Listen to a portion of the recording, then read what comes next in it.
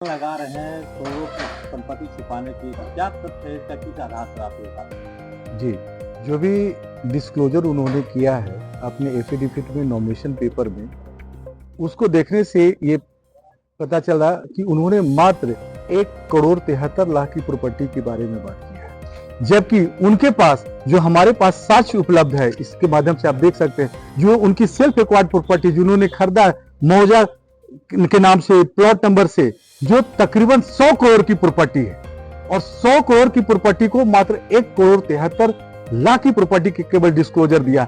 इस आधार पे non disclosure of total assets, उनकी नॉमिनेशन पेपर को डिस्क्वालीफाई करने के लिए, उनकी कैंडिडेचर को कैंसिल करने के लिए आज आवेदन रिटर्निंग ऑफिसर डीएम को दिया गया।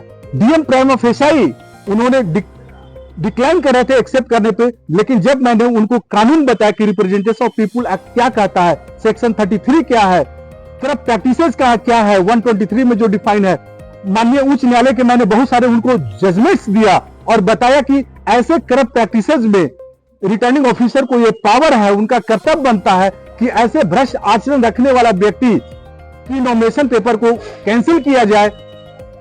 और उसके तहत हमने वो आवेदन दिया जिसमें 102 पेज का सारे डिटेल मैंने तथ्य का एविडेंस के साथ मैंने प्रस्तुत किया कि कैसे उन्होंने ये सारे तथ्य को छिपाया है। क्या लगता है, बचाने की कोशिश तो रही क्या? हाँ, अप्रत्यक्ष रूप से मैंने उनके जो बॉडी लैंग्वेज था, मैंने पाया कि वो डायरेक्टली इनडायरेक्टली सुधाकर सिंह को बचाने की प्रयास कर रहे हैं। जब मैंने सारी तथ्य को लीगल एस्पेक्ट के साथ रखा, उनके पास कोई ऑप्शन नहीं था, तब उन्होंने नेचुरल जस्टिस का कंप्लायंस करते हुए रीजनेबल अपॉर्चुनिटी दिया कि आप इसका रिस्पॉन्स करें कि आपको इस पे क्या कहना, और उन्होंने फिर मेरी पिटीशन को बाद में इंटरटेन किया और कहा कि जब हम देख लेंगे तब फिर इनकी कैंडिडेचर के बारे में बताएंगे। तो आगे क्या करेंगे आप? अगर ये न्याय संगत कार्रवाई उस पर नहीं करते हैं, उनकी कैंडिडेचर को कैंसिल नहीं करते हैं, नॉमिनेशन पेपर नहीं कैंसिल होता है, तो माननीय उच्च न्यायालय के शरण में जाएंगे। आर्टिकल 226 के तहत हम इसको रिट याचिका का दायर करेंगे और उसकी नॉमिनेशन को कैंसिल करवाएंगे। क्या नाम आपका?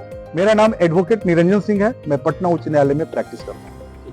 हमारे पास साक्ष्य है कि 100 करोड़ की संपत्ति को अपने वो इन्वेस्टर में छुपाए हैं, प्रशासन को बताया। देखिए, ये वकील साहब हमारा वकील साहब नहीं है, ये वकील साहब दूसरा उम्मीदवार एक बुलाए थे, हम बैठे थे, हमको परिचय है इनसे।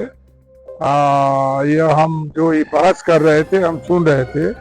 हम भी बहुत चुनाव लड़े हैं, हम जानते हैं कि चुनाव में जो भी आपके पास हो वह छिपाना नहीं चाहिए। चाहे जितना भी केस हो, वह केस को भी छिपाना नहीं चाहिए, जितना संपत्ति है उसको भी छिपाना नहीं चाहिए। तो वहाँ पर तो वह बहुत भारी गलत किए हैं कि अपना जो भी संपत्ति है, अब बहुत ऐसा संपत्ति है जो कोई के जानकारी भी नहीं है, इसलिए वह तो बनते हैं समाजवादी। आहा जाइए, 5,000 करोड़ के आदमी कहाँ से हो गए, इसलिए यह बहुत गलत किए हैं। और गलत करने के बाद इनको नॉमिनेशन रद्द होना चाहिए, यह कलेक्टर साहब को सोचना चाहिए। ऐसा धन पशु भी खुद को गरीब का बेटा कहते हैं, क्या कहेंगे? अब आप जाके देखिए ना कि कितना कितना भारी दौलत है। आपका एक बनाया है गोदाम जिससे 25 करोड़ रुपया, 25 लाख रुपया एफसीआई देता है, 25 लाख रुपया महीना वो एफसीआई के गोदाम दे दिए हैं बना के, करीब करीब 32-34 एकड़ में वो है दुर्गावती के बगल में। तो ये वो भी छिपाए हैं। बहुत सा ऐसा धन है, संपत्ति है जो छिपा के चलते हैं। इसलिए आप लोगों के माध्यम से ये कहना चाहते हैं कि प्रशासन को इस पर एक्शन लेना चाहिए। यदि साधारण उम्मीदवार रहता तो आज ही उनका कैंसिल हो जाता, मगर यह सोच रहे हैं, यह अपना विधायक हैं या जगतार सिंह के बेटा हैं, राष्ट्रीय जनता दल के हैं, उसी में इनका एक अधिकारी में भी लोग कहते हैं कि वो भी हमारा बहुत दोस्ती मित्रता संबंध है। तो यह सारी चीज देखते हुए कलेक्टर साहब अच्छे हैं, ईमानदार हैं, उनको इनका खारिज करना चाहिए।